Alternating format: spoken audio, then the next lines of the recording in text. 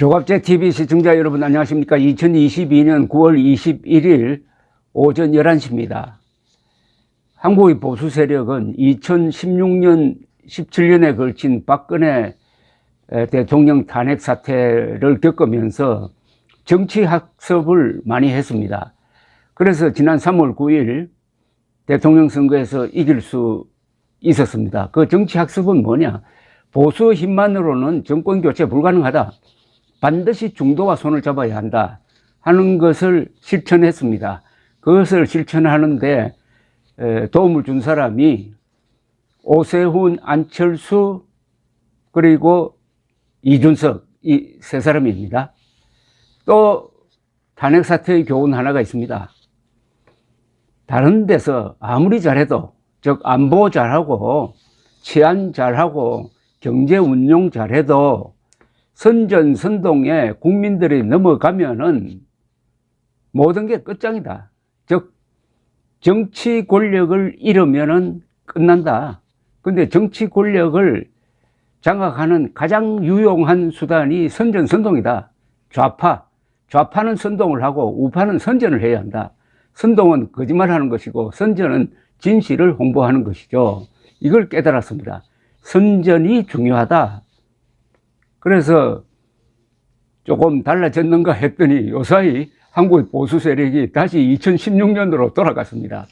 정치를 참 못하는, 정치를 잘 이해하지 못하는 그야말로 과거 회귀형 보수로 돌아가고 말았습니다. 그걸 잘 보여주는 게 이준석 당대표 몰아내기 일대 캠페인입니다. 여기에 보수라는 사람들의, 또 보수에서 지도층 인사라고 하는 사람들의 상당 부분이 여기에 가담하고 있는 걸 보면은 정말 어떻게 보면 서글픕니다. 그동안 배운 게 이것밖에 안 되느냐. 정치 학습 점수 마이너스로 다시 돌아갔습니다. 자, 그런데 정치의 핵심은 뭡니까? 지지 기반을 넓히는 겁니다. 자기 편을 넓히는 거예요. 그리고 상대편을 분열시켜버리는 겁니다. 그런데 이 국민의힘과 윤석열 대통령은 거꾸로 하고 있습니다.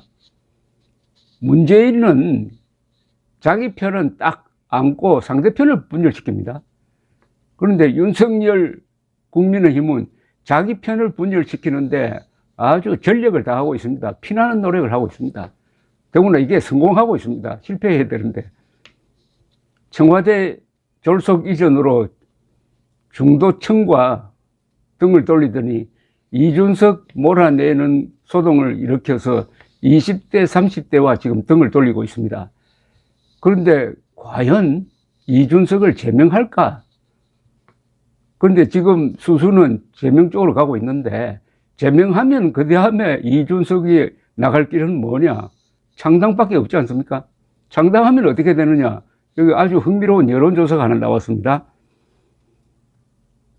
쿠키뉴스 의뢰로 여론조사 전문기관 한길리서치가 전국에 거주하는 만 18세 이상 1000명에게 지난 17일부터 19일 사이에 이준석 대표가 재징계를 받아 출당하여 신당을 창당하면 지지하겠느냐고 물었습니다. 지지한다 35.9, 36%입니다. 상당히 높은 편입니다. 그리고 응답자 절반 이상인 56%는 지지하지 않는다. 56대 36입니다. 56대 36. 세부적으로 보면 적극적으로 지지한다가 17.3%입니다. 이것도 매우 높다고 봐야 됩니다. 적극 지지층이 17%를 가진 정치인은 우리나라에 몇 사람 안 될 겁니다. 신당 창당을 지지한다는 36% 중에서 지지할 수 있다는 약 19%. 이 비율은 언제든지 철회할 가능성이 크니까 절대적인 지지율로는 볼 수 없고 단단한 지지율은 17%로 판단하면 되겠습니다. 근데 신당이 지지율 17%로 출발하면 그건 대성공입니다. 근데 국민의힘 지지층에서는 67.6%, 즉 68%가 신당을 지지하지 않겠다고 답했는데 그러나 29%는 지지한다고 했습니다. 이미 국민의힘이 분열돼 버렸습니다. 이걸로 봐서 크게 보면 7대3으로 분열됐습니다. 3은 탈당한 이준석을 지지하겠다는 겁니다. 30%, 즉 30%입니다. 30%. 이 더불어민주당 지지자들, 이쪽으로 나가면 이건 역선택으로 볼 소지가 있습니다만, 더불어민주당 지지자들은 찬반 의견이 45.1%씩 나눠졌다고 합니다. 자, 이게 재밌는 게 성별입니다. 성별로 보면은 여성의 62.1%, 남성의 49.8%가 신당 창당에 지지하지 않겠다고 대답을 했고, 지지하겠다는 남성은 44.3%, 여성은 27.7%입니다. 지지하겠다는 사람 중에서 남성이 여성보다 상대적으로 높다는 겁니다. 즉, 이준석 지지가 2030 남성으로부터 오고 있다는 것을 다시 한번 증명하는 겁니다. 이거는 이준석의 지지 기반이 확실하다는 겁니다. 그러니까 2030을 중심으로 한 남성이 있다는 남성. 이번 설문조사는 구조화된 설문지를 이용한 조사 방식으로 진행되었고, 응답률은 4.1%, 표본 오차는 95% 신뢰 수준의 오차 범위 플러스 마이너스 3.1%입니다. 제명당 한 다음에 신당을 만들면은 상당 부분이 국민의힘 지지층을 가지고 간다 이겁니다. 그러니까 보수가 확실하게 분열되는 거죠. 보수가 분열로 망하고 좌파는 자충수로 망한다고 그랬는데, 이게 또 현실이 되어가는 듯 합니다. 그래서 한국의 보수는 또 5년 뒤에 정권을 넘기려고 아주 피나는 노력을 하고 있는 것 같습니다.